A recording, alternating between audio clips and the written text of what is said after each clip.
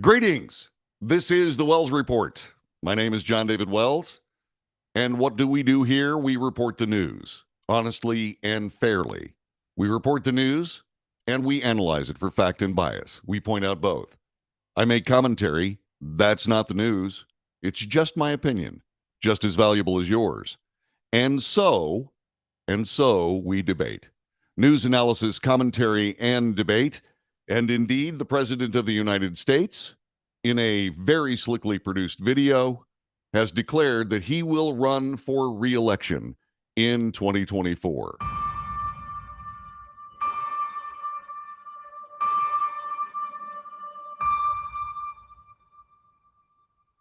Freedom,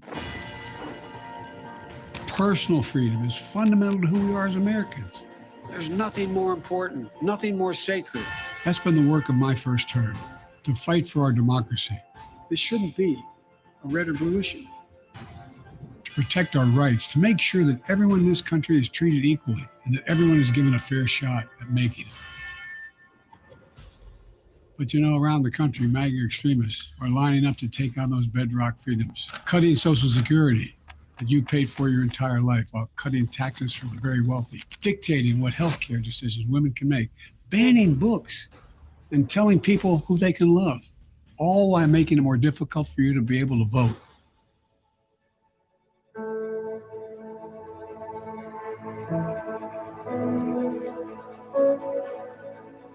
When I ran for president 4 years ago, I said we're in a battle for the soul of America, and we still are. The question we're facing is whether in the years ahead we have more freedom or less freedom, more rights or fewer. I know what I want the answer to be, and I think you do too. This is not a time to be complacent. That's why I'm running for re-election, because I know America. I know we're good and decent people. I know we're still a country that believes in honesty and respect and treating each other with dignity. That we're a nation where we give hate no safe harbor. We believe that everyone is equal, that everyone should be given a fair shot to succeed in this country. Thank you for choosing us. Every generation of Americans has faced a moment when they have to defend democracy. Stand up for our personal freedom. Stand up for the right to vote and our civil rights.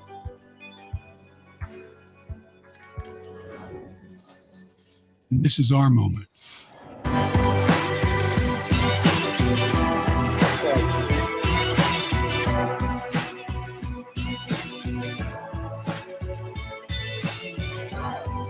We, the people, will not decide.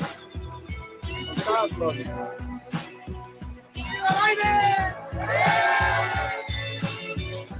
So if you're with me, go to joebiden.com and sign up.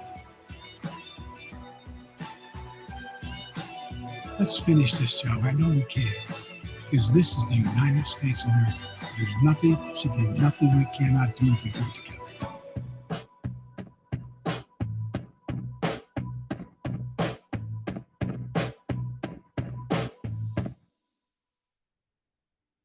And so the President of the United States, in a brilliantly produced video presentation, has declared for his re-election in 2024. And so, what do you think about that? Let's ask a very simple, perhaps the most important simple question you may answer in the next several years. Joe Biden's running for re-election. Are you going to vote for him or not, and why? 817-379-2172. 817-379-2172. President Biden is running for re-election. Are you going to vote for him? Yes or no? And why? Here's how USA Today announced the story. This is how they reported the story early this morning. President Joe Biden announced his 2024 re-election campaign in a video release this morning, telling Americans, let's finish the job, as he seeks a second term in the White House. Biden, making it official a campaign that has long been expected, said the country remains in a battle for the soul of America, doubling down on the central message of his campaign 4 years ago. He said the question facing the nation is whether in the years ahead we have more freedoms or less freedoms, more rights or fewer. This is not a time to be complacent, the president said. That's why I'm running for re-election, because I know America. I know we're good and decent people. I know we're still a country that believes in honesty and respect and treating each other with dignity. And so, for months, President Biden said he intends to run for a second term, but he held off making a formal announcement. He timed his video with the 4-year anniversary of his entry into the 2020 presidential campaign. And then there's more. He says Vice President Kamala Harris, who is running with Biden again, will be featured as a guest at a reproductive rights rally on Howard University campus in Washington, D.C. The president will make public remarks later today before union workers. Will you vote for President Biden for his re-election in 2024 or not, and why? 817-379-2172. I need to hear your voice. I need to hear what you have to say on this topic. The chat room is open as always, but let's talk. 817-379-2172. This is the Wells Report. Thanks very much for joining us. We'll be back with more in just a moment.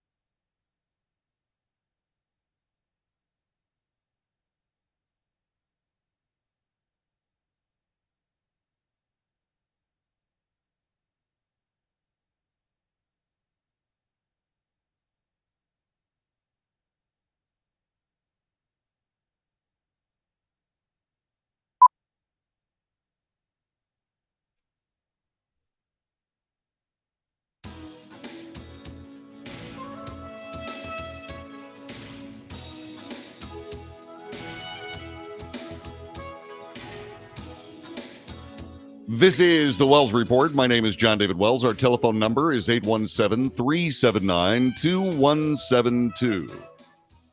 The President of the United States, Joe Biden, has declared that he will be a candidate for the 2024 election. He is seeking his re-election for a second term. The question is, will you vote for him or not, and why? One of my dear friends who is on the chat room says, are you serious asking us if we're voting for Joe Biden? Well, yeah. What's the answer? You see, I'm not somebody that is going to sit up here and say, my God, this guy is a terrible human being and he's trying to destroy America and all of that. I'm not asking that question. I'm not going to make those comments. Because unlike many cable news outlets and hosts, I'm interested in what you have to say. I am not advocating for you to vote for Joe Biden. I'm asking you if you will or not, and why. 817-379-2172, 817-379-2172. Thanks for Steve Zimmerman showing up from Wisconsin. And so the President of the United States says that there's more work to do. He says he knows America. That being said, in the latest NBC polling, 71% of Americans say the country's headed in the wrong direction. It's the eighth time in the last 9 NBC News surveys dating back to October 2021 when the wrong track had been above 70%. That's nearly 3/4 of America. There was one exception, September 2022, when it was 68%, over 2/3 of America. NBC says we have never before seen this level of sustained pessimism in the 30-plus years of this poll. 817-379-2172, 817-379-2172. My name is John David Wells. This is the Wells Report. So what do you think? The president is running for re-election. Are you going to vote for him or not? Yes or no? And by all means, tell me why. Welcome to the Wells Report. Hi, who's this? Hi, this is Gary Olivier calling from Fort Polk, Louisiana. Thanks very much for calling, Gary. Tell me a little bit more about what the question I've asked you. Are you going to vote for Joe Biden or not, and why? No, I mean, let's just back it up a little bit, JD. Here's the deal. We're not voting for him. I mean, it's obvious to anybody with half a brain in their head that, this clown is just reading the scripts that are fished in by, in my humble opinion, former president, who shall remain nameless, but I think we all know who I'm referring to. And, that's it. This guy is pushing forget socialist, a communist agenda. He's destroyed, his administration and whoever's handling him. Inflation, jobs, you cut our oil supply, our internal production off. You spout off about how you're going to, put the Saudis in their place. And then you wonder why everything goes up on an economy that's based on fossil fuels that we produce. If this isn't a push to turn this into a third world socialist crap hole, I don't know what is. I will not be voting for him. And just so we all understand each other, okay, I was a one-time Bill Clinton voter. So, this isn't about party politics. It's about performance. It's about results. So that's not happening. Thanks very much, Gary. I appreciate it. Calling from Fort Polk, Louisiana. And so, President Biden is running for re-election. Are you going to vote for him, yes or no? And tell me why. This is the Wells Report, more of which is coming up in just a couple of moments. It was a big announcement. It was beautifully done. But why was it done the way it was? We'll touch on that next.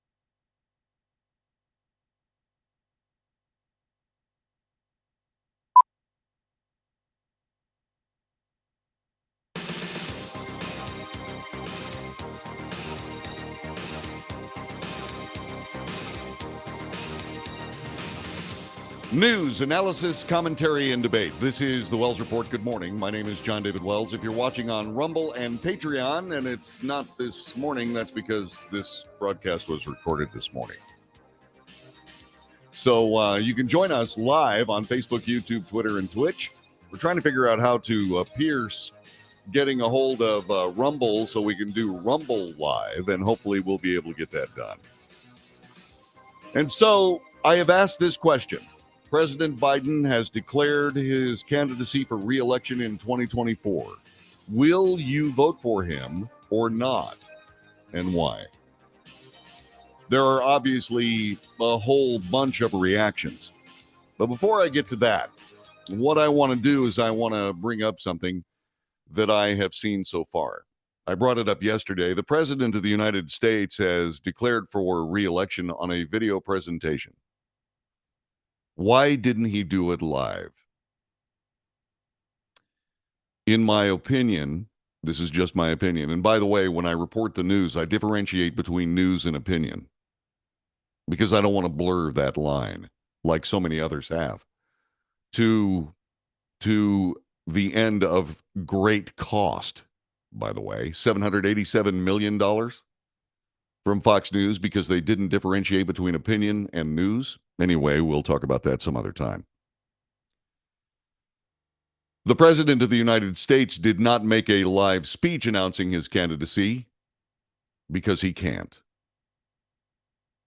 That's why. Because too many things could go wrong.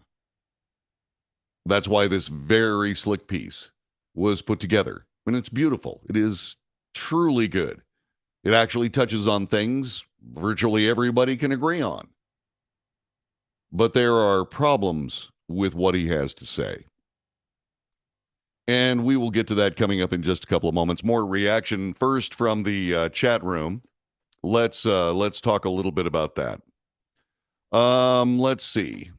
It doesn't matter who the Democrats run in 2024. They'd manufacture an election victory for a ham sandwich.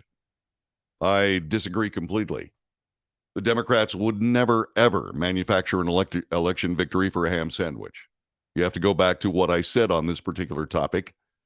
I said that there are people in the Democrat Party that pat themselves on the back to this very day because they believe in their arrogance that they could get an eggplant elected president. Well, they did. So, Mike, this is Mike who's joining us. It doesn't matter who the Democrats run in 2024, says Mike. They'd manufacture an election victory for a ham sandwich. No, they'd actually manufacture it, to paraphrase your point, they'd manufacture an election victory for an eggplant. Let's try to keep that straight. By the way, do I think the president is an eggplant? Yeah. Anyway, let's move on.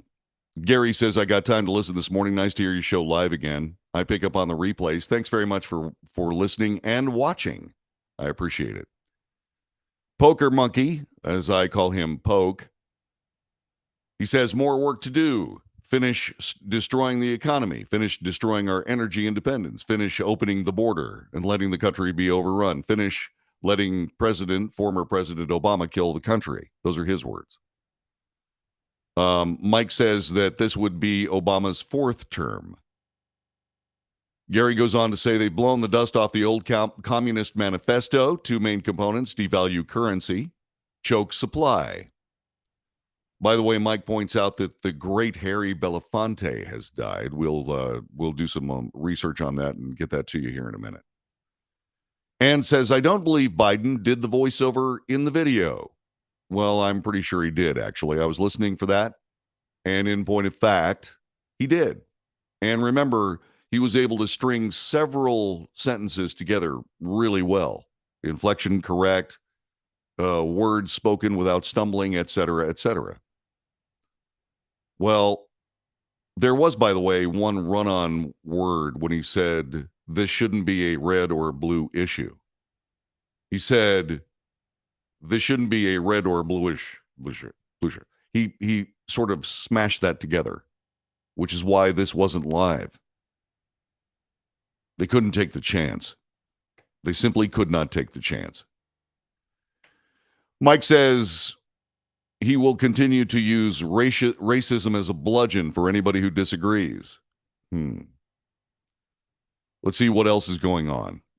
There are various points. I think what was interesting was a former Bill Clinton voter, Gary, from Fort Polk, Louisiana, calling us today and saying, no, he's not voting for Joe Biden. He believes that you wouldn't be voting for Joe Biden in the first place. When President Joe Biden ran for his first election, I made that point clear. I said, you're not voting for Joe Biden. You're voting for the people behind Joe Biden. You're voting for not a president, but a presidium. In other words, a group of people that make all policy decisions and use the president as merely a spokesperson. Do you think that that has validity? Do you believe that that assertion is real or not? 817-379-2172. 817-379-2172. What do you believe? As I said, there were many reactions, not just to President Biden saying that he was going to run for re-election, but also a decision by the Democrat National Committee. Quote, the DNC plans no primary debates. There are other candidates. Marianne Williamson is a candidate. There are others. In fact, RFK Jr., Robert F. Kennedy Jr. is also running. They should be heard. They should be heard interacting with the current president of the United States, but the Democrat National Committee plans no debates. Why? Because debating with Joe Biden, in my humble opinion, debating with Joe Biden is like dueling with an unarmed man. 817-379-2172, 817-379-2172. Give us a call. Will you vote for Joe Biden or not? And tell me why. And in times when things are serious, in serious times, it requires serious conversation. Try not to become a victim of your frustration. Try not to become a victim of your enthusiasm. Stick to the facts. Will you vote for Joe Biden for re-election or not, and why? 817-379-2172. 817-379-2172. What are your thoughts on this? There are many, and they are diverse.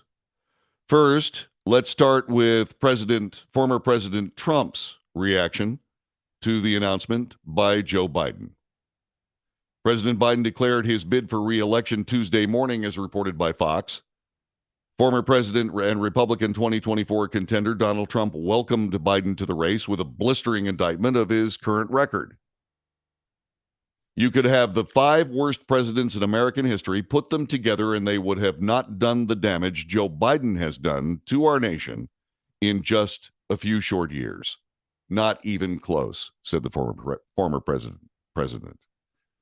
Broadly outlining the avenues of attack Republicans may use against President Biden, Donald Trump assailed the president's handling of the economy and inflation, rampant illegal immigration, the disastrous withdrawal from Afghanistan, and more, calling President Biden, quote, the most corrupt president in American history, unquote. President Trump blamed inflation on Biden's socialist spending calamity. He called the U.S. cities a dumping ground for illegal immigrants and said violent criminals are being released from jail in mass with no retribution whatsoever, while law enforcement is weaponized against law-abiding conservatives or Republicans. Nodding to the culture war, President Trump said our children are being indoctrinated and mutilated by left-wing freaks and zealots, while the military has gone woke. The former president accused his successor of humiliating America on the world stage and claimed the Russian invasion of Ukraine would have not happened were he still in office. Joe Biden has led us to the very brink of World War III. With such a calamitous and failed presidency, it's almost inconceivable that President Biden would even think of running for re-election. Early this morning, President Biden announced that he and Vice President Kamala Harris will seek re-election in a video titled Freedom. We have played that for you. You can see that. It's just about everywhere, but you can also see it at the beginning of this broadcast. In the video, which opened with footage of the January 6th Capitol riot, President Biden framed the 2024 election as a choice between having more freedom or less freedom, more rights or fewer. More rights or fewer. What is he discussing? Under the presidency of Joe Biden, the First Amendment has been attacked, not just by rhetoric or the bully pulpit. The First Amendment has been attacked by the FBI going and visiting parents who step up at school board meetings in their local town. That is a violation of free speech rights by the secret police of the United States. It's simply outrageous. Simply outrageous. And so, what about the Second Amendment? More rights or fewer? The Second Amendment says that your rights to bear arms will not be infringed. Telling you what kind of rifle you can have and what kind of rifle you can't have, well, I'm sorry, that's an infringement. So, more rights or fewer rights? The First Amendment, under attack. The Second Amendment, under attack. Really? The right to be able to make your own decisions. So, what about electric cars? The President of the United States and his administration want you driving an electric car. When everyone knows, at least in California and New York and Texas, for example, there isn't enough electricity to go around right now. We're going to add electric cars to the grid? Really? And they say, well, nobody's forcing you to buy an electric car. Well, the president wants something like 30% of cars built in America to be electric by 2035. So your choice isn't whether or not you buy a car running on gasoline or running on electricity. Your choice is either to drive or walk. Seriously. Yeah. And so now we find ourselves in a situation where the president is talking about more rights or fewer. Well, who's he talking about? Is he talking about somebody, say, for example, a political opponent coming in and quelling civil and constitutional rights? Or is he talking about himself? Those were unfortunate things. Those were unfortunate things that he came up with. His words suggested the Biden campaign will emphasize Democratic opposition to attempts by Republicans to restrict access to abortion. That's something else. Restricting, and they say it by saying, restricting a woman's right to health care. First of all, health care is not a right. And nobody's restricting a women's access to health care. There are people that are trying to restrict access to ending pregnancy. That's not necessarily healthcare, although it is done in a healthcare environment. That's something that's just glossed over. It's imprecise in the ways of propagandists throughout history. Once again, it's not necessarily what you report, it's what you don't report.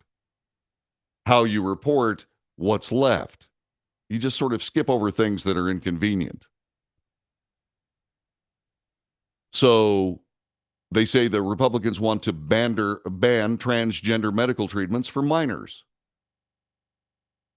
And so I can say this.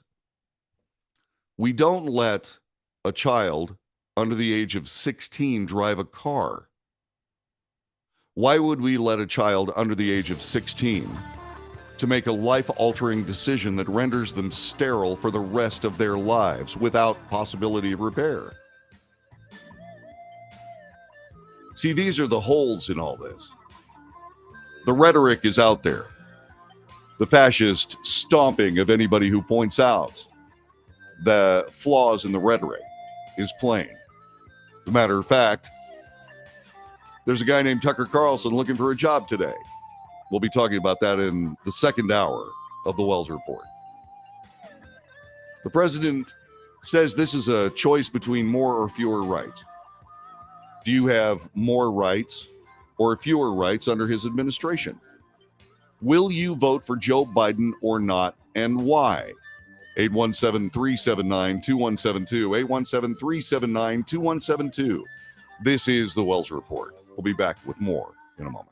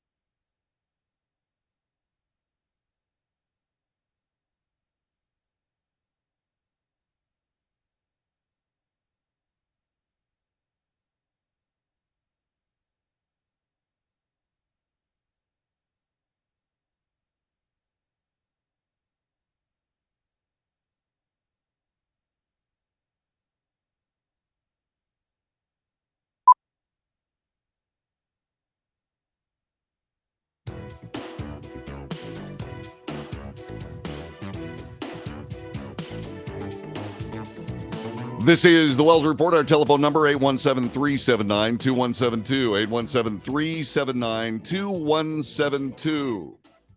So let me ask you this question. Are you going to vote for President Joe Biden, who declared his reelection plans this morning in a very well-produced video? You going to vote for the president or not, and why? Joining us is Kelly from Oklahoma. Kelly, welcome to the show. Good to have you here. Good morning.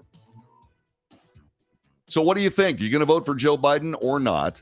And Well, as many of you know, I am a registered Democrat, and I have been my entire life. Used to love my party. We used to be a party of the people and by the people and for the people. But obviously that's changed drastically over the last decade or so. But no, I wouldn't vote for him if he was the only person running, which leaves me in a really bad position. I think there's problems on both sides of the aisles. So You would think as many people that live in this country, we can find two qualified candidates to where you're not just voting for the better of the two. The lesser of two evils. Yeah, thank you. Yes, and that's kind of what I'm doing. Although I voted for Trump in 2016, I voted for him in 2020. My pocketbook was much better when he was in office. Gas was cheaper, food was cheaper, everything was cheaper, and my 401k had some money in it. So no, I would never vote for Biden. And to be honest with you, I don't think he is mentally capable of finishing out this term, much less another 4 years. So you said you voted for Trump last time, and you said you voted for Trump the first time. Are you going to vote for him next time? I don't know. I think he's good for the country. I honestly believe that he's good for the country. Like I said, he's a no-nonsense kind of guy. I like that. Does he make some decisions in his life that make me question his character? Yes, but there is no one in this world that doesn't have flaws. We've all made really bad mistakes. He just seems to keep making a lot of them. But his foundation, I think, is good. And I think he does care about our military, which is a big thing for me, our borders, which is a huge thing for me. And I do believe he cares about the American people. I do. I truly do. Kelly, thanks very much for joining us. I sincerely appreciate it. Our telephone number is 817-379-2172. Let's talk. Are you going to vote for President Joe Biden or not, and why? He's running for re-election. I can see some very serious flaws in this. How is the President of the United States going to repeat a performance that no one has ever seen before? That being 81 million Americans voting for him. How is he going to repeat that? I mean, like I said, it's never happened. While I appreciate everybody on the chat room answering the question, please call 817-379-2172. Right there on the, as we say in the television biz, the lower third. 817-379-2172. I'd like to point out that the chyrons, another industry jargon term, are actually correct today. Every now and then I forget to change the date. Hey, this is a one-man band. I'm just saying. Telephone number again, 817-379-2172. Other reactions, presidential candidate and entrepreneur Vivek Ramaswamy questioned President Biden's re-election campaign, saying the commander-in-chief is being used as a puppet. It's a myth that Joe Biden is actually running for president. He's not. It's just the managerial class using Joe Biden as a front to advance its own agenda. To them, Biden's cognitive impairment isn't a bug, it's a feature. He went on to say that he was pretty sure that if somebody had mental difficulties, it was easier to manipulate them to say what you wanted them to say, which sent a chill up and down my spine. He went on to say the administrative state is more effectively controlling its puppets when they're hollowed out husks of themselves. The fact that it's elder abuse is just a cost of doing business for Biden's handlers. It's revealing the DNC refuses to host primary debates this year. They're spitting in the face of their grassroots base. Ramaswamy also said this is how the managerial class crushes everyday citizens, not with a bang, but with a whimper. Do you think it's elder abuse? Do you believe that the president is being essentially handled? Do you believe that Joe Biden is actually the president of the United States? Do you believe that he is actually the president of the United States? Or is there a presidium behind him? A group of people making all the decisions, writing out the scripts on teleprompters, medicating Joe Biden perhaps to make it possible for him to have, say, for example, a better public outing. Is all that happening? Do you believe it might be? Do you believe that's hokum? Are you going to vote for Joe Biden or not, and why? 817-379-2172. 817-379-2172. I'm surprised that I'm not hearing from certain people that listen to this broadcast. Mr. Love 825, are you going to vote for Joe Biden or not, and why? Let's hear from you. 817-379-2172. This is the Wells Report. We've got more to discuss. The chat room is flying on Facebook, YouTube, Twitter, and Twitch. Telephone line 817-379-2172. Who will be the president when the dust settles in 2024? Who will it be? Will it be Joe Biden? Will it be someone else? Democrat, Republican? We'll discuss that coming up in a moment. This is the Wells Report. Hey, guys, thanks very much for the phone calls. I really appreciate it. Appreciate it a lot. Thank you so much, and we'll see you in a minute.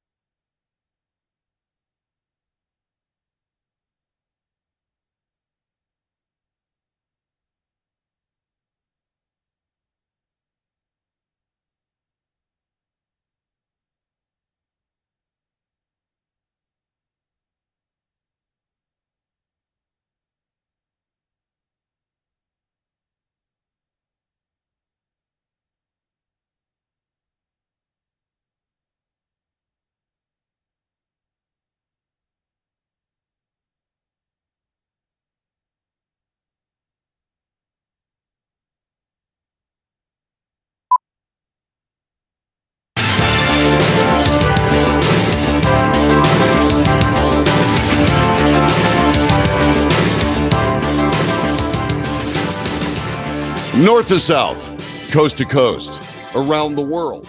This is the Wells Report. My name is John David Wells. We report the news honestly and fairly. We de-propagandize the news. We reduce the propaganda to fact. We make analysis, also for fact and bias. We point out both. We make commentary, which is not news.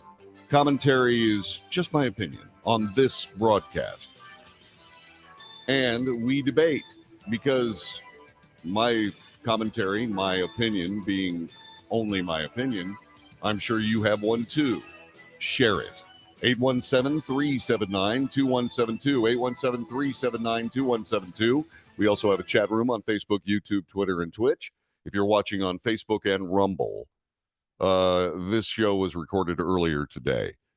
President Biden said that he was going to run for re-election in 2024. The question is a simple one. Will you vote for Joe Biden for his re-election as President of the United States or not? Will you vote for Joe Biden? Yes or no, and why? While we love the chat room and many people have answered on the chat room, we'd like to hear your voice. It makes no difference whether or not you plan to vote for Joe Biden or not. I find it interesting that there has not been any support for Joe Biden on the chat room or on our telephone. I find it interesting that we haven't had any Democrats call us on the telephone and tell us why they're going to vote for Joe Biden. Is it because they think that maybe I'm going to stomp all over them? No, I don't do that. I don't do that at all. In fact, it's something we have to hear. There's great division in this country. And the reason is because half of us shut out the other half of us. Can't do it. At least not here. The Wells Report is about all of us. It's not just about Republicans or Democrats or liberals and progressives and conservatives. It's about America. 817-379-2172. 817-379-2172. So, there has been a lawmaker in Montana that was silenced by the prevailing Republicans in the Montana State House. She stood up and she stood up and said that Republicans in the House are trying to do something that will cause death in Montana. She said this, quote, "I hope the next time there's an invocation, when you bow your heads in prayer, you see the blood on your hands," unquote. She demanded that Republicans apologize for saying that it's basically all about transgender rights, girls and women from school sports, competing with genetic women. She said that in order to block that so-called competition between biological males and biological females, the biological males declaring that they are female indeed, that it would cause blood on their hands. That lawmaker, Zoe Zephyr, was silenced by Republicans. Was that the right thing to do? 817-379-2172. 817-379-2172. The Republicans are known as the Montana Freedom Caucus. They sought to punish Zephyr, accusing her of displaying hateful rhetoric and calling for the lawmaker's censure in a letter shared on social media. Montana House Speaker Matt Regier, later declined to allow Zephyr, the first openly transgender woman elected to the Montana legislature, to speak about a bill that would put definitions of male and female into the state code. She was also barred from speaking last Friday during a discussion on a bill seeking to prevent minors from seeing online pornography. And again on Monday when she sought to address a measure on students and parents' rights in schools. The moves were approved by a vote in the State House. On Monday, yesterday, chants of "Let Her Speak" broke out from viewers in the gallery above lawmakers. That was not the only demonstration in support of Ms. Zephyr. Riot police have descended on the Montana State House as left-wing protesters shut down proceedings. Riot police have descended on Montana's capital after left-wing protesters disrupted proceedings in the state house in support of transgender lawmaker Zoe Zephyr, a Democrat who was censured by the body last week, according to multiple reports. According to The Independent, an unknown number of protesters were arrested yesterday when police units from the Montana Highway Patrol and the Lewis and Clark County Sheriff's Office commenced an operation to break up the group packing the observation gallery of the House chamber. The group chanted, "Let her speak," for nearly an hour, according to another report, bringing the session to a halt in support for the censure against Zoe Zephyr. Zephyr is a bisexual, the first transgender lawmaker in Montana legislative history. She drew criticism after telling Republicans during a House floor debate on amendments to Senate Bill 99, which would prohibit sex change treatments for minors, that they have blood on their hands, a notion lawmakers hope to be present that will be present in their prayers. The only thing I will say is if you vote yes on this bill and yes on these amendments, I hope the next time there's an invocation, when you bow your heads in prayer, you see the blood on your hands. Zephyr's comments led to the House voting in favor of the lawmaker's censure and cited hate-filled testimony in making their decision. Do you agree with their decision? Is it the right thing to do? 817-379-217. But wonder. We have a raucous crowd, people who disagree with what's going on in the State House, descending on that State House and forcing a police response. Is this not a serious attack on American democracy? It certainly was on January 6th at the U.S. Capitol. Is it different in Montana? And why is it different? Is it different because, quote unquote, the right people are halting proceedings? Will the FBI descend on all of those protesters, sending out wanted posters from one end of the country to the other, seeking their arrest? Will the Montana State Police do the same thing? Probably not. I don't know. It could happen, I suppose. But the dichotomy in America, BLM rioters from one end of the country actually setting fire to federal buildings, as opposed to breaking a table and doing things that are absolutely ridiculous inside the U.S. Capitol. The BLM rioters actually burned things down. The January 6th rioters broke some furniture. So why is it that we have this dichotomy?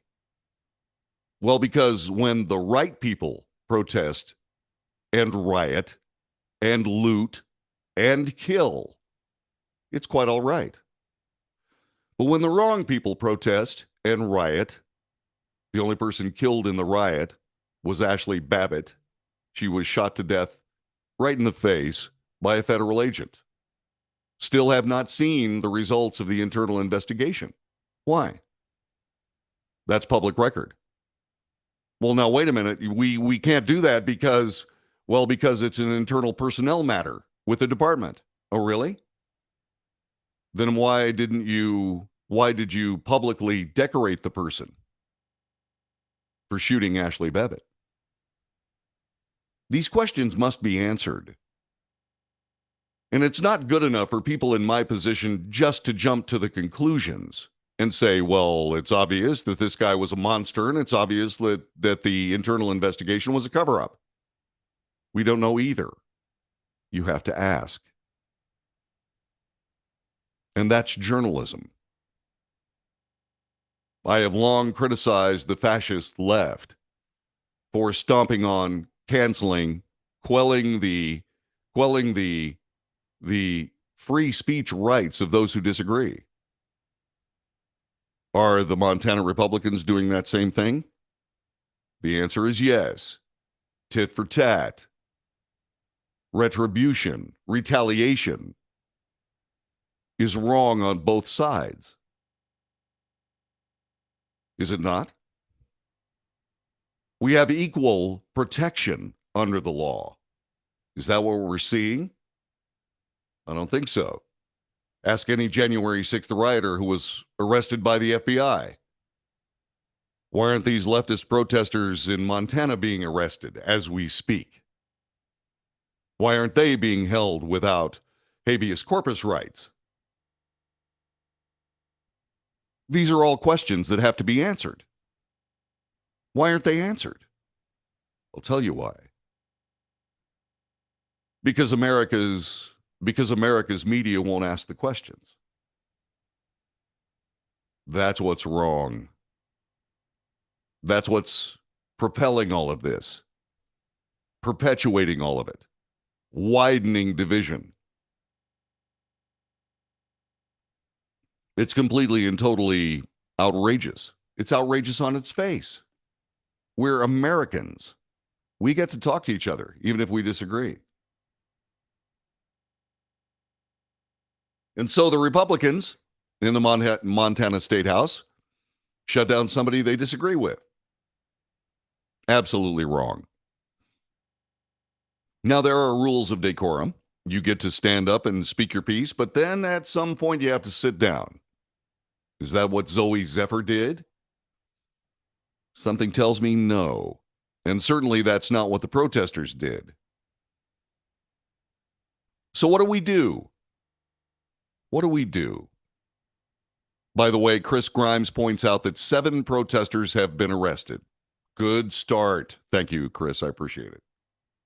That's excellent. Now, will we see the wanted posters from one end of the country to the other? Will we? 817-379-2172, 817-379-2172. Someone says the leftist media is Satan. They love dividing us. Well, they're not journalists. They're advocates. They don't report the news. They report the news in support of the agenda. They don't inform. They propagandize. And you know it. That's why you're here. That's why you're getting your news from the Wells Report and not CNN. And now, perhaps, not even Fox News.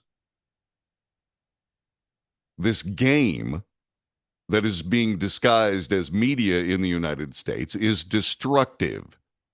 Destructive.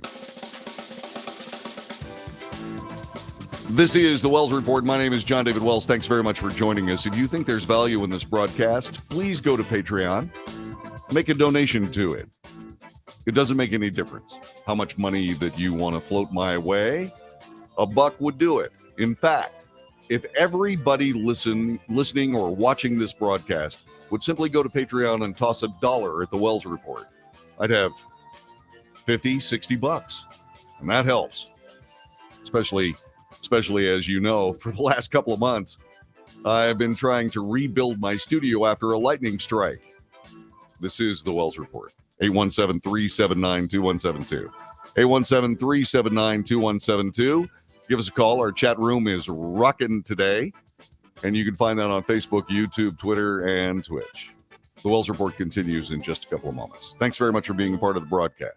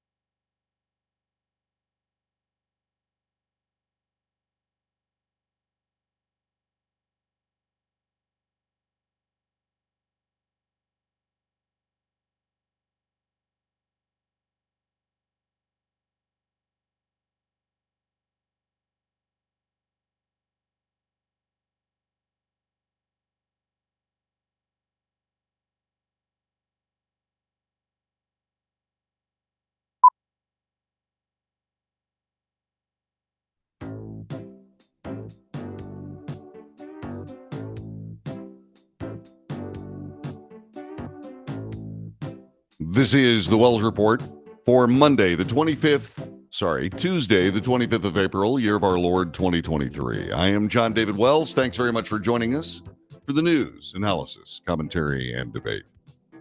This popped up this morning. Fox News, in an exclusive report, says this. Secretary of State Anthony Blinken held a meeting with Hunter Biden at the State Department July 2015 when he was serving as the Deputy Secretary of State in the Obama-Biden administration, and Hunter Biden was on the board of the Ukrainian energy firm Burisma. This according to emails reviewed and verified by Fox News Digital. The ties between Blinken and Hunter Biden could face increased scrutiny after former CIA Deputy Director Michael Morrell testified to the House Judiciary and Intelligence Committees last week that Blinken, as President Biden's then campaign senior advisor, played a role in the inception of the public statement signed by 50 intelligence officials claiming that Hunter Biden's abandoned laptop was a part of a Russian disinformation campaign weeks before the 2020 election. This is important insofar as, remember, President Trump was chased by the Mueller report people all of his presidency for interfering in the election. And yet many of the same kinds of people, if not the same people directly, had no problem whatsoever in interfering with 2020 with this letter saying that what appears to be the smoking gun of all smoking guns of political corruption was simply Russian disinformation, something that was proved otherwise.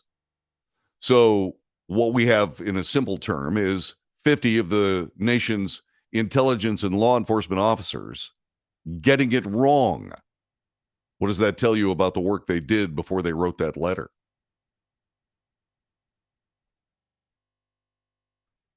So emails from the infamous abandoned laptop that Blinken sought to discredit show that Hunter Biden had ties to Blinken and his wife, Evan Ryan, dating back over a decade, having scheduled meetings with him while he was on the board of Burisma, and Blinken was Deputy Secretary of State.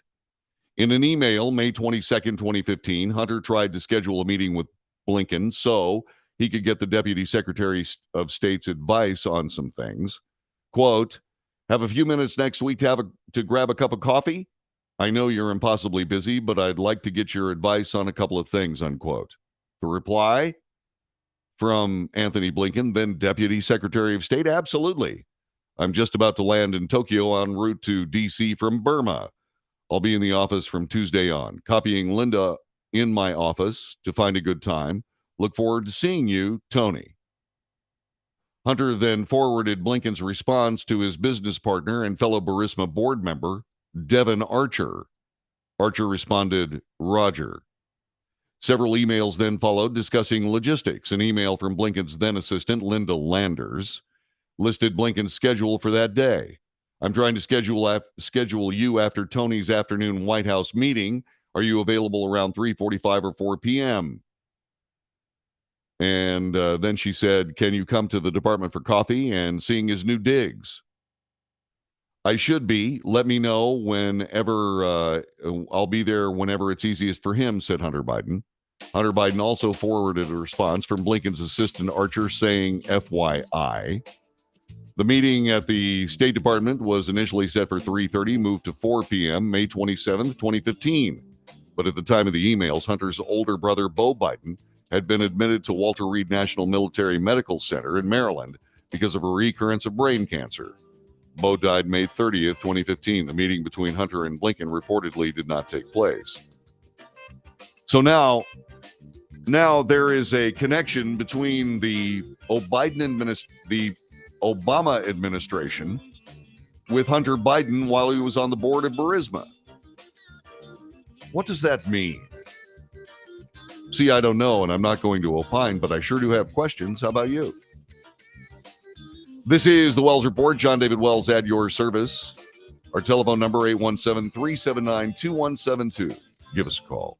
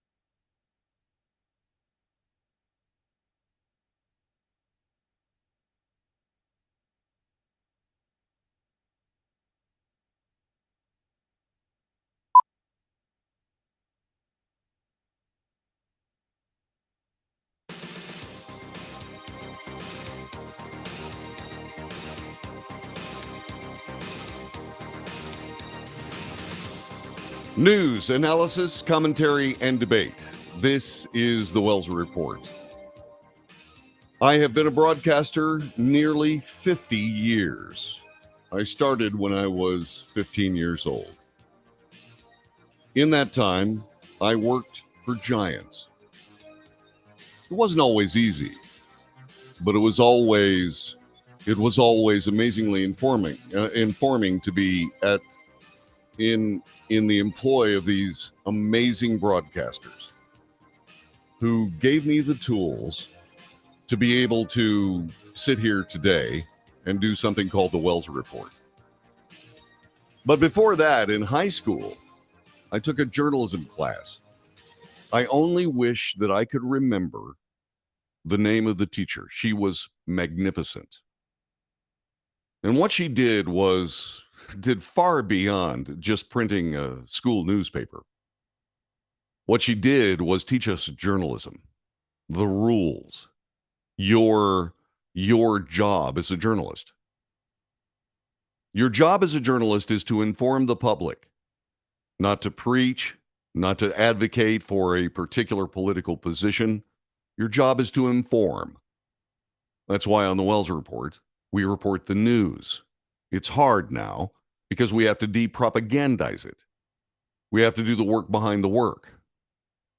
We have to get several versions of the same story and compare the facts, if there are any. And there are not a lot of facts in journalism these days. There's an awful lot of opining, but there's not a lot of news. That's why I differentiate between my opinion and the news here on this broadcast. Those rules are not only noble, not only do they give you a place as described by the Constitution, a place in the free press to ask those in power very difficult questions, but also protects you from making huge mistakes.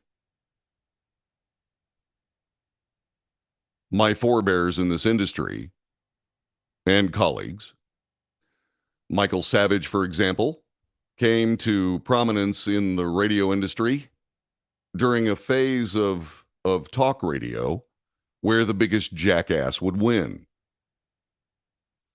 That's not my job. There are a lot of people that will tell you that I'm a jackass, but that's their opinion and they're welcome to it.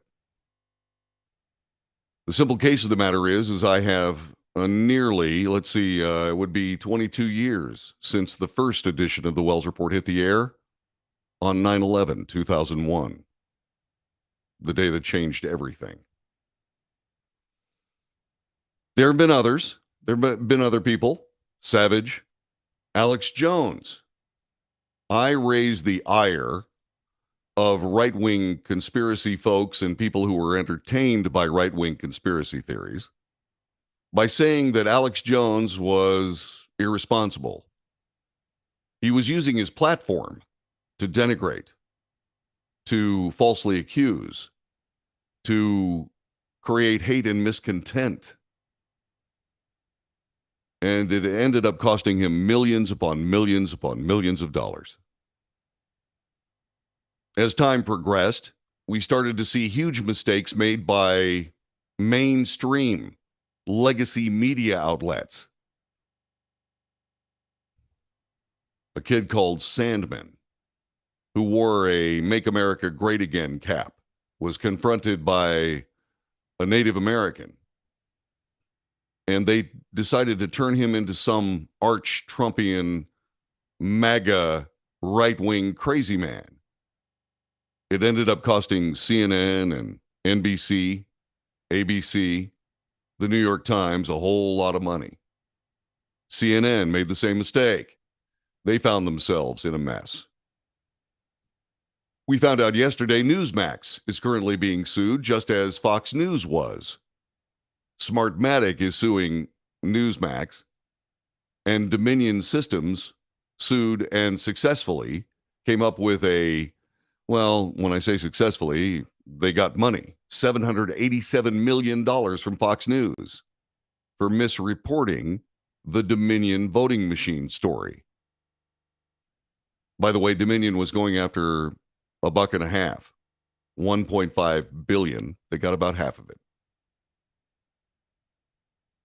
I criticized and continue to criticize Fox News for buckling under the stress, under the pressure when they should have stood strong, not with their journalistic errors, but with the knowledge that in order to find out more about Dominion voting systems whose operating machinery is secret from the American people, they refused to go through that fight to make sure that all that information would be in the public domain. Simple. How in heaven's name could the American people trust a machine whose operating system is secret? It's absurd on its face. But Fox News blew it. And they paid for it. And they should have. And so, all these people like Mike Savage, Alex Jones, now got another member of the club, Don Lemon. And perhaps another member of that club, Tucker Carlson, although having watched Tucker Carlson a lot, I really wasn't too exercised about many of the things he said about Dominion voting systems. But he is out of a job as we come to this discussion. Don Lemon, on the other hand, is someone who I have criticized vehemently on this broadcast as someone who is not reporting the news, who is simply reporting Don Lemon. Okay, that's fine. But if you are a so-called journalist, your days are numbered when you make that decision. And so Don Lemon was fired yesterday by CNN after 17 years with the network. 17 years, long time. He was very successful on the network.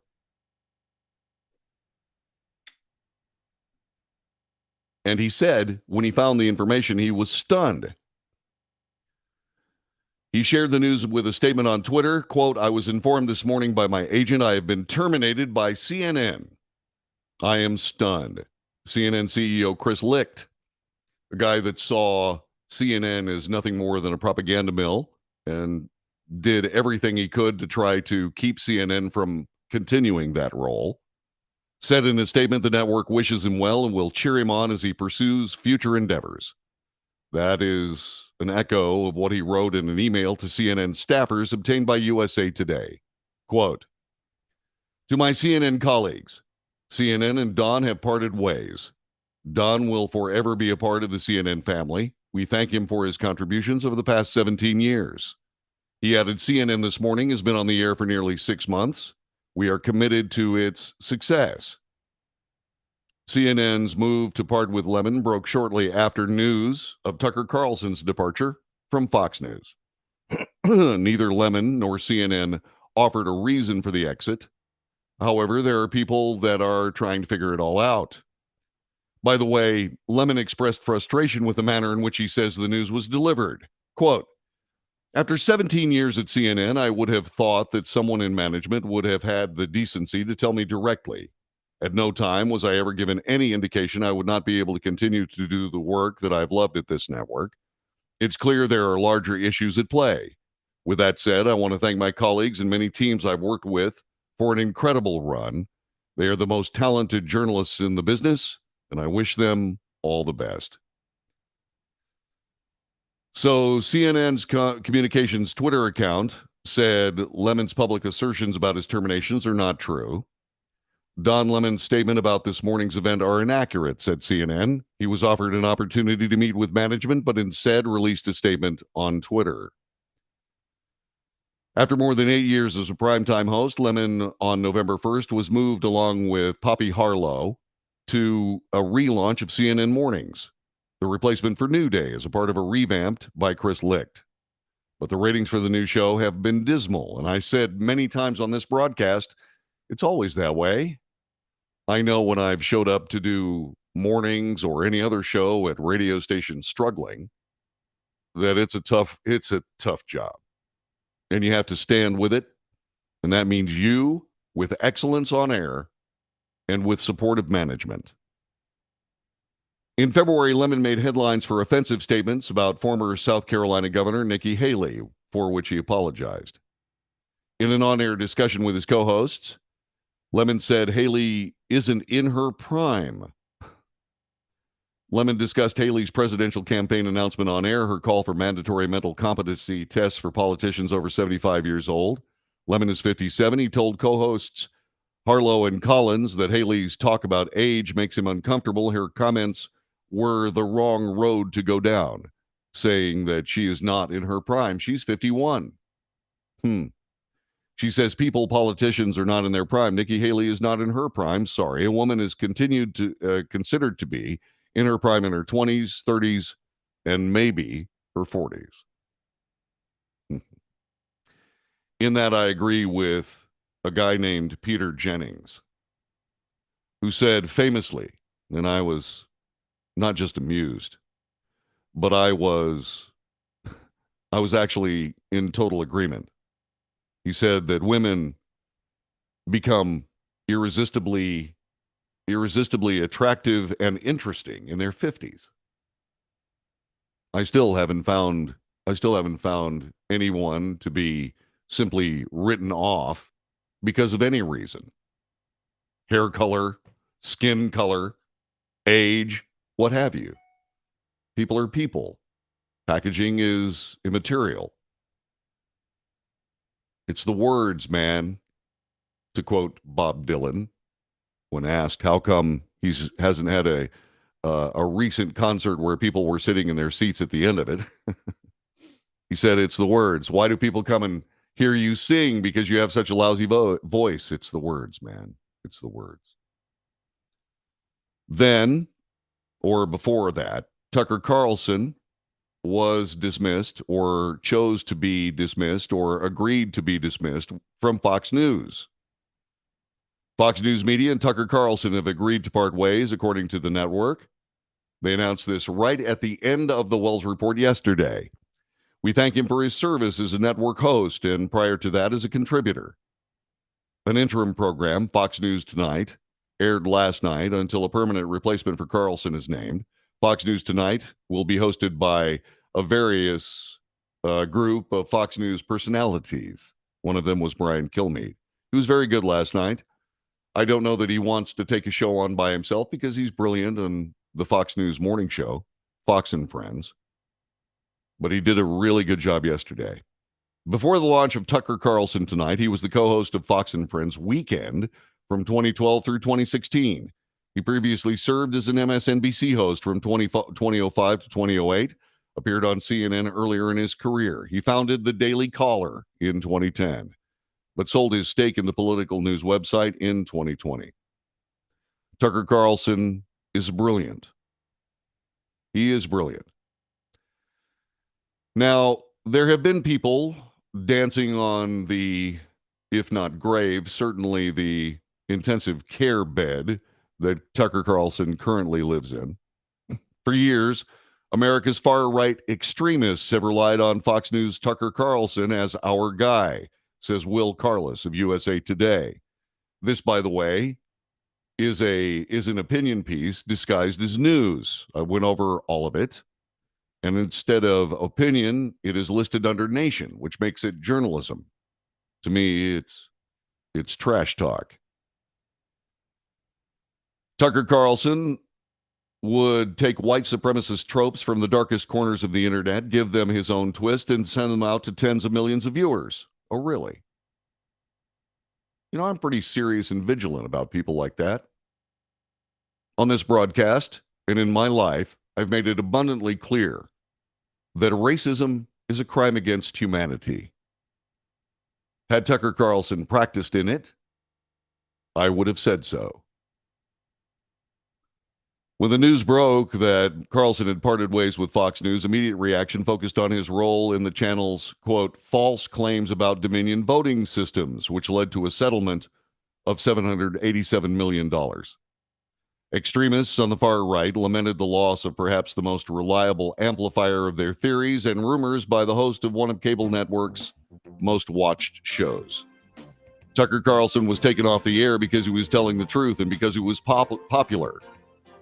Fox News is all about having controlled conservatives to manipulate and lead the narrative. Tucker Carlson didn't sell out to the system. So says Alex Jones. Not necessarily the most credible idea. So, Tucker Carlson, Don Lemon, gone from their pursuits. In the case of Tucker Carlson, at the height of rating success. So how is it that a network would get rid of someone so talented? Just get rid of him. Send him on his way. Why would that happen? Again, in a journalistic viewpoint, you simply ask the board of Fox News. More coming up. This is the Wells Report.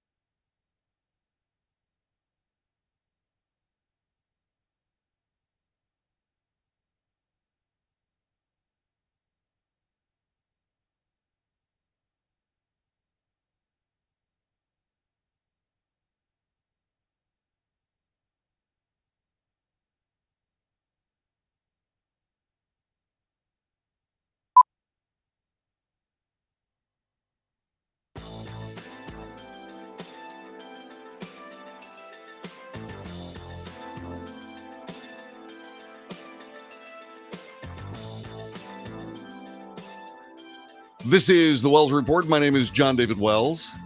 Don Lemon gets fired from CNN. Predictable. Tucker Carlson gets released from Fox News. Unpredictable. Instead of being the typical sycophant of cable news and somebody who is simply towing the company line, Tucker Carlson took lots of shots at Fox News. Maybe that's what ended his career there. But his shows were evocative, and they spoke of things that are not spoken of in ways that were professional, erudite, educated, calculated. Tucker Carlson is a giant talent. He's a truth teller. Sometimes he gets it wrong. I've noted those times. And it wasn't necessarily his rhetoric about Dominion voting systems that got the attention, the negative attention of management, in my view. I believe that his coverage of Dominion was poignant and pointed. But I've been in Tucker Carlson's shoes. Thanks to people like you. People who have listened to what comes out of this mouth on microphones just like this. For nearly 50 years, I've had amazing success in the radio industry. Not because I'm some mega talent. I referred to that earlier in the broadcast, that I work for giants. They taught me radio, and I was paying attention. They taught me communication. They taught me the needs of the people, the listeners, the viewers. In fact, and yes, tough commentary are needed, in my view. That's why I do it here on this broadcast. Last night, I sent a tweet to Tucker Carlson telling him of a time where I was working at a radio station, and not for the first time in a nearly half-century career, nor the last, I had set high ratings records at the radio station that I was working at. In fact, they were historic. In fact, they've never been equaled. And I was released at the end of my contract. There was subterfuge. The management of the radio station had told the owner of the radio station group that I had made the decision to leave. I had not. And there was a food fight after that involved law and so on, and I won, but I was out of a job. So I told Tucker Carlson that story. Then I told him, I alluded to what happened next. I got a call from the program director of a competing radio station. He asked me to come to the station. I did. What he did was he sat me down, not in his office alone. He sat me down with several of his members of his air staff, looked me in the face and said, John, JD, I don't have a job for you. But I want to say something to you that I sincerely hope, I want to give you some advice I sincerely hope you follow. And that was, don't quit. Don't quit. And so I didn't. That happened in the early 90s. I'm still here. Because this is a very hard business, and this is difficult beyond words. You think that because you do great work and that you have great ratings thanks to the people who give their ears to you or their eyes or both, that you think you might have a chance to be able to reap the rewards. That's the typical system, you think, but it's not necessarily the case.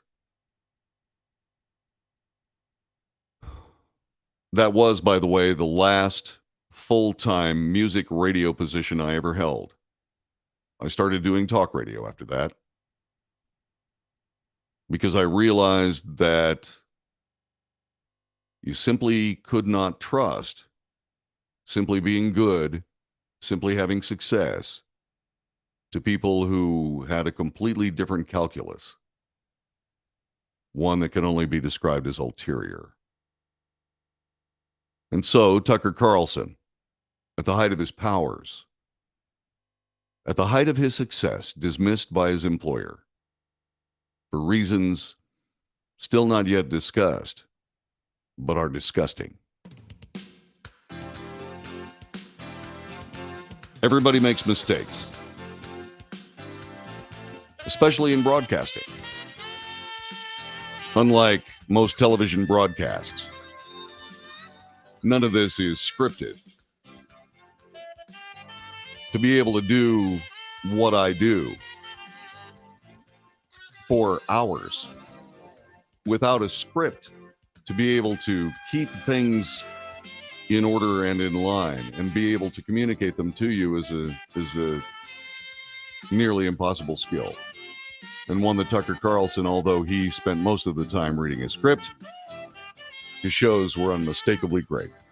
He will bounce back, but Tucker, do not quit. Don't quit. This has been the Wells Report. Thanks very much for listening. Thanks very much for watching. We'll see you again tomorrow between 9 and 11 Central Time, unless I get fired by Fox News.